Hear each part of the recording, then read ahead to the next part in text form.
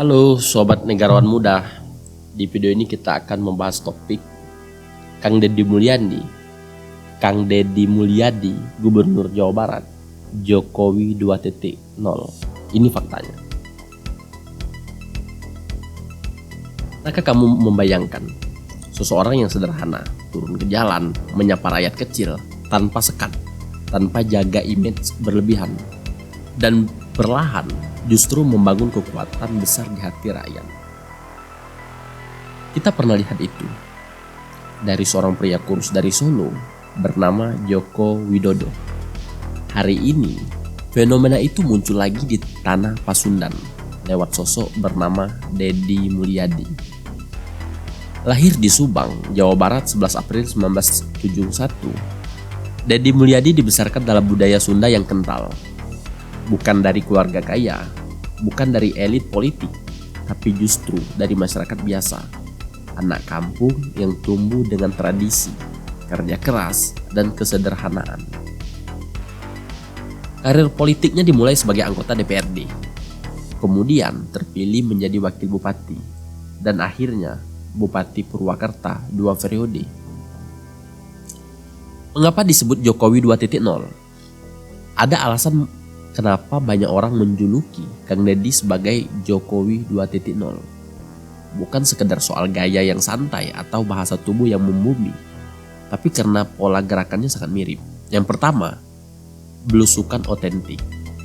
Seperti Jokowi dulu, Kang Deddy lebih sering terlihat di kampung-kampung, pasar-pasar, bahkan di rumah-rumah warga sederhana. Ia hadir tanpa formalitas berlebihan, tanpa sekat kekuasaan. Yang kedua, komunikasi natural. Tidak kaku, tidak menggurui, Kang Deddy berbicara dengan bahasa rakyat. Kadang bercanda, kadang menasihati, kadang hanya mendengarkan, persis seperti Jokowi saat masih rakyat banget. Dan yang ketiga, simbolisasi kearifan lokal. Kalau Jokowi identik dengan belusukan dan batik sederhana, Kang Deddy mengangkat budaya Sunda sebagai identitas. Ia menjadikan Sunda bukan sekedar simbol, tapi energi politik. Dalam dunia politik modern, pendekatan ala turun langsung ini sangat powerful. Dalam psikologi sosial disebut sebagai parasocial interaction. Ketika rakyat merasa kenal dengan pemimpinnya, seolah-olah mereka berteman. Ini bukan hanya soal popularitas, tapi soal trust, kepercayaan.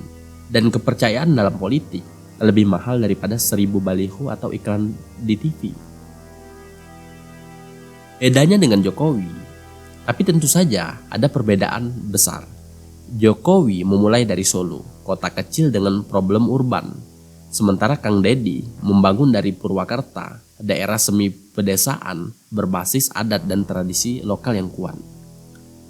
Kalau Jokowi mengandalkan manajemen modernisasi kota, Kang Deddy justru merawat kearifan tradisional sambil membawa Purwakarta ke arah modern. Kang Deddy justru merawat kearifan tradisional sambil membawa Purwakarta ke era modern. Tentu perjalanan Kang Deddy tidak selalu mulus. Ada yang menganggap pendekatannya terlalu populis.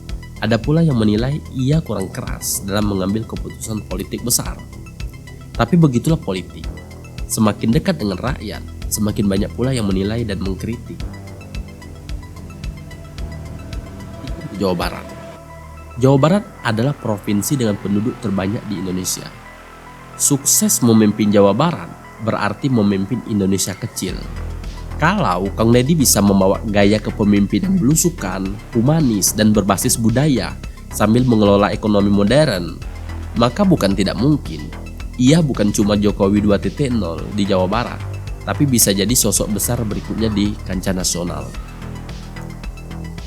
Dari jalanan sempit kampung-kampung, dari percakapan sederhana di saung-saung, lahir kekuatan politik sejati, kepercayaan rakyat. Dan mungkin seperti dulu kita pernah melihat Jokowi dari Solo ke Jakarta. Hari ini dari Purwakarta, sejarah itu sedang berulang.